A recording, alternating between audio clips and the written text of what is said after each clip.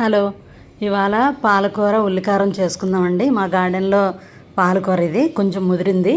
అయితే ముదిరిగా ఉంటే కాడలన్నీ తీసేసేయండి. ఏతగా ఉండి కాడలు అయితే కాడలతో సహా చేసుకోవచ్చు. ఇక్కడ కాడలన్నీ తీసి నీట్గా కడిగేసి కట్ చేస్తున్నానండి. కట్ చేసుకుని ఈ క్వాంటిటీ ఎంత వచ్చిందనమాట. దీనికి తగ్గట్టుగా నేను 2 పెద్ద సైజు ఉల్లిపాయలు తీసుకున్నాను.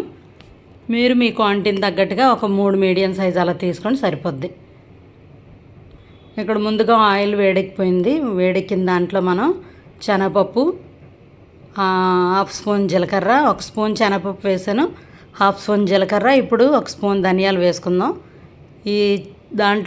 దీనిలోకి ధనియాలు చాలా టేస్ట్ అనిపిస్తుందండి. ధనియాలు కంపల్సరీగా వేసుకోవాలి. ఇవి గోల్డెన్ బ్రౌన్ కలర్లో వచ్చినంత వరకు వేపుకోండి. అప్పుడు మనం ఎండుమిరపకాయలు వేసుకుందాం. ఇక్కడ నేను ఎండుమిరపకాయలు చాలా కొంచెం వేసాను, చాలా ఘాటుగా ఉన్నాయని ఒక 6 తీసుకున్నాను నేను. మీరు మీ ఎండుమిరపకాయల కారాన్ని బట్టి తీసుకోండి.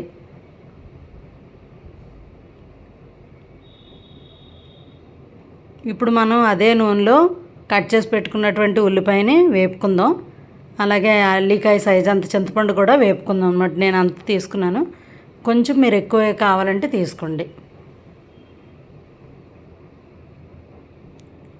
ఇవి కూడా బాగా గోల్డెన్ బ్రౌన్ కలర్లోకి వచ్చినంత వరకు వేపుకోండి.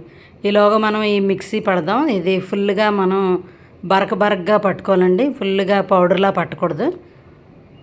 ఇక్కడ ఉల్లిపాయలు కూడా వేగిపోయి ఇంత వేడిగా ఉన్నప్పుడు మిక్సీలో వేసుకోకూడదు. కొంచెం చల్లగా అయిన తర్వాత వేసుకుందాం. ఇవి చూడండి, నేను పట్టినటువంటి ఎలా పట్టుకున్నానో ఇలాగే పట్టాలి. పలుకుల్లా ఉండాలన్నమాట. అప్పుడే బాగుంటుంది. మరీ పౌడర్లా అస్సలు చేయకండి. దీనిలోనే మనం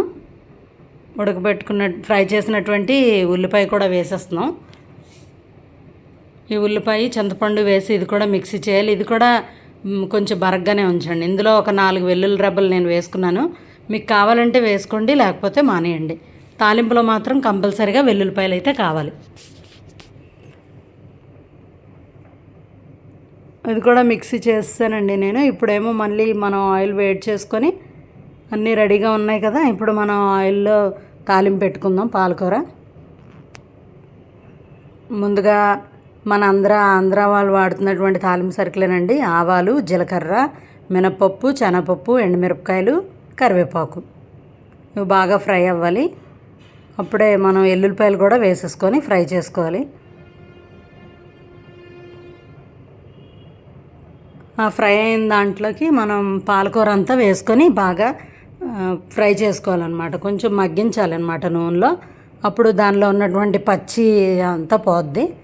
అలా పోయినంత వరకు మగ్గించాక అప్పుడు మనం ఉల్లికార వేసుకుందాం.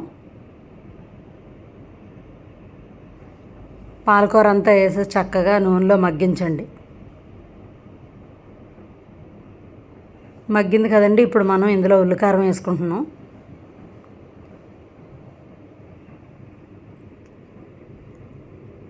ఈ ఉల్లికారం మొత్తం ఆకుకంతా పట్టేటట్టుగా చూసుకోండి.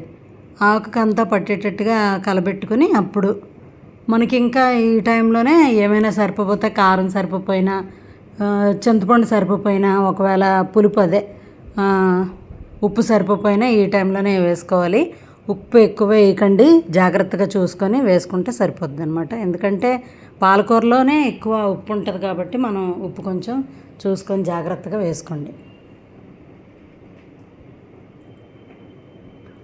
ఈ టైంలో ఒకవేళ కారం మన దగ్గర లేదనుకోండి, పచ్చికారం ఉంటుంది కదండి, అది వేసుకోవాలి. లేదంటే ఒక 2-3 ఎండుమిరపకాయలు చితక్కొట్టేసి వేసుకున్నా సరిపోతుంది. మెత్తగా ఎండుమిరపకాయలు కొంచెం చితక్కొట్టుకొని పౌడర్లా ఉంటుంది కదా, ఫ్లేక్స్లా ఉంటాయి కదా, అది వేసుకున్నా కూడా సరిపోద్ది. చూడండి కూర ఎంత చక్కగా ఉడికిపోయిందో. ఇలా ఉడకబెడుతున్నప్పుడు నూనె మనకి సైడ్ అయిపోతుంది. అప్పుడు ఉడికిపోయినట్టే. నూనె తేరేంత వరకు అలాగా మనం ఉడకబెట్టుకోవాలి. చూడండి ఆయిల్ అలా సైడ్కి వచ్చేస్తుందో అలా మొత్తం ఆయిల్ అంతా సపరేట్ అయిపోతుంది.